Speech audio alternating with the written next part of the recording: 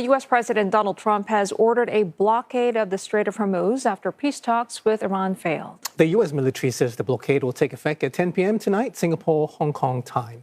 Mr. Trump is looking to stop Iran from profiteering from ships passing through the key waterway and plans to also remove mines laid by Tehran along the strait. The move marks a further escalation of the weeks-long conflict after direct talks between the warring parties in Islamabad yielded no breakthrough. Washington blames the failure on Iran's insistence on retaining the right to enrich uranium, which the U.S. argues could result in Tehran building nuclear weapons. Iran says it was inches from a deal, calling America's demands unreasonable. We are joined by Simon Frankel Pratt. He's a senior lecturer of political science at the University of Melbourne. Thank you very much for joining us, Dr. Pratt. So firstly, your assessment of this U.S. move to blockade the Strait of Hormuz. Just how feasible is this blockade, and can it effectively restore U.S. leverage?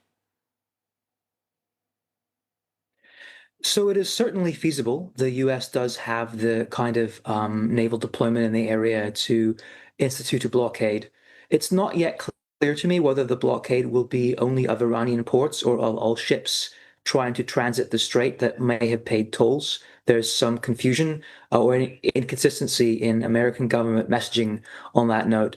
This would go some way to restoring U.S. leverage. And I suspect the U.S. is very anxious that Iran not be able to sort of establish and sustain a toll regime. It would be economically painful for the U.S. and also cost the U.S. a fair bit in diplomatic and political capital, since other countries might view it as kind of impeding the restoration and reconstruction of trade and movement through the international waterway. But it might be the least bad option available to them in a disaster at this point. Dr. Pratt, I'm wondering, why this has suddenly become viable. I mean, it's always been there for the U.S.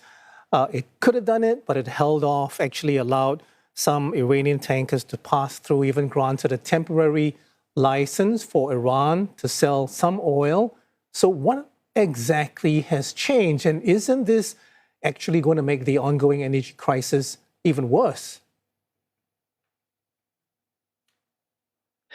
Well, I suspect one of the major changes is that negotiations between the U.S. and Tehran have completely collapsed. And maybe the U.S. came into those negotiations thinking that they stood in a position of strength and could dictate terms. And perhaps they were a little surprised that that wasn't the case. I don't know. It's sort of hard to say on that front. But this is definitely a pretty significant move by the U.S., one which will, in the short term, make the energy and trade and economic crisis worse, and also one that will cost the U.S. a lot of diplomatic capital amongst allies or other sorts of partner states. It was a significant escalation. Establishing a blockade would be problematic under international humanitarian law and the laws of armed conflict as well. So I imagine the U.S. was anxious to explore and exhaust all other options first, which they seem to have done. So, Doctor, Iran says it will not surrender to threats. How is Tehran likely to respond to this level of pressure? Tehran does not have that many other options beyond what it's already been doing, which is to create some sort of credible threat to shipping that flows through the Strait of Hormuz, unless those ships secure advance permission, likely through a toll or some type of similar agreement. So Iran doesn't have to do much beyond what it's already doing, and then it's just a matter of who swerves first. It's just a game of chicken. Two cars driving at each other. The one who stops or moves off piste first is the one who loses. Iran will employ the same strategy it has until now, which is to simply try to outlast whatever it is that the U.S. does to it. Dr. Pratt, a U.S. blockade means ships from China, from Pakistan, from India, and other countries which Iran has deemed friendly would also be stopped as well. I'm wondering how you see these other countries reacting, and about the possibility, of them confronting the U.S. Navy flotilla or Trump even. So again, it's not yet clear to me whether the U.S.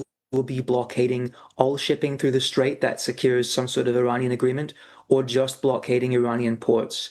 If it's the former, if it's a full blockade, I really struggle to see any situation in which the US ends up in a military confrontation with China or India. I mean, as much as this blockade would hurt China, for example, and as much as it would make Beijing very upset, I think it's just unlikely that Beijing would end up in a military confrontation. I do think that major states in the region, especially those highly dependent on petroproducts flowing through the strait, would be pretty upset. And they would certainly, ask the U.S. to bring this thing to a close as quickly as possible.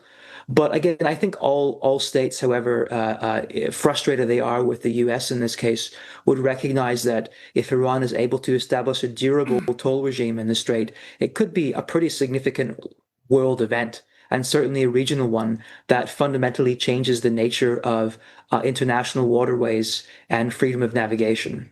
You said that China may be reluctant to get involved, but there are reports, Doctor, that they may be taking a more active role now, including supplying air defense systems to Iran.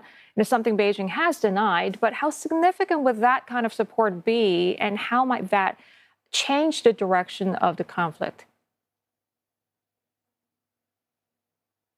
It would be a pretty significant move diplomatically and geopolitically for Iran to commit to some significant military, for China to commit to significant military support of Tehran. That would change things a fair bit. Chinese air defense systems are better than what Tehran currently has, and so if the Iranians get a hold of this, that would, maybe introduce risks to U.S. planes and pilots.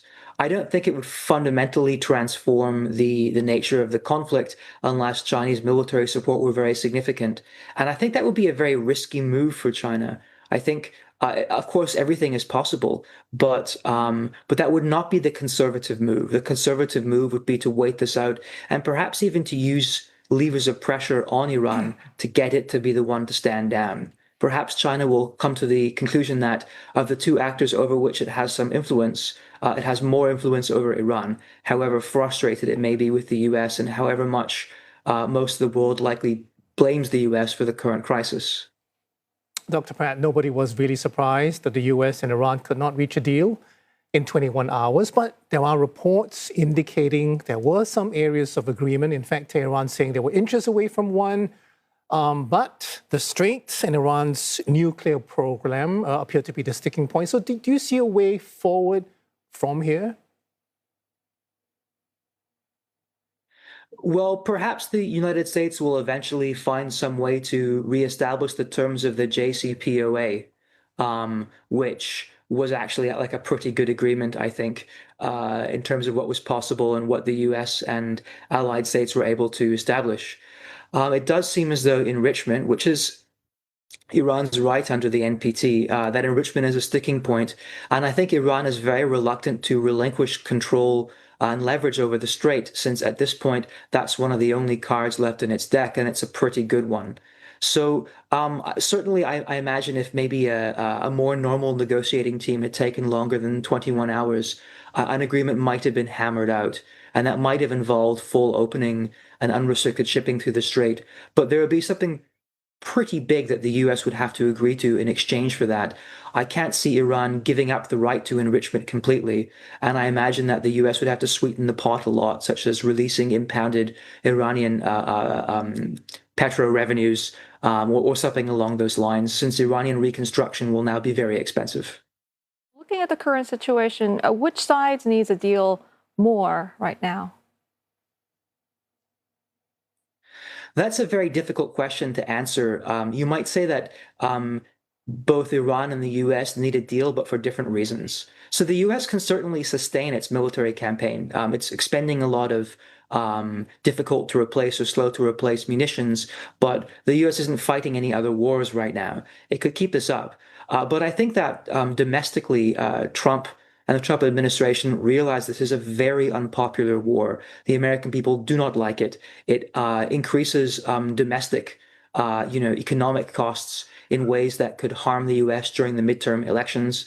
So I think the Trump administration is anxious to bring this to an end, but it could keep going. and ultimately, sort of U.S. voters tend not to pay too much attention to world events. Iran needs this deal because, um, so much of the state's infrastructure has been damaged and destroyed. Iran will be anxious to reconsolidate its regime and begin the process of reconstruction, including rearmament for what might be the next round of this. And so for that to happen, Iran has to be able to sell its oil and petro resources, and it ideally needs to be able to extract some kind of additional revenue from the situation, whether it's gaining access to impounded monies or setting up a toll regime. I think that the Iranian state is in a poor shape right now, and it would be anxious to get this over with and start rebuilding as it can. So is it your assessment, Dr. Pratt, that both sides will return to negotiating at least, for this 2-week window that was discussed or what that was announced by President Trump? Iran is ready and willing. I can't say what the US will do because a lot of it depends on what Trump decides, and I cannot anticipate what Trump will decide because there's not a lot of consistency between what Trump says and what Trump does, or between what Trump says he's going to do in one moment and what he says he's going to do in the next. So there's a lot of unpredictability here.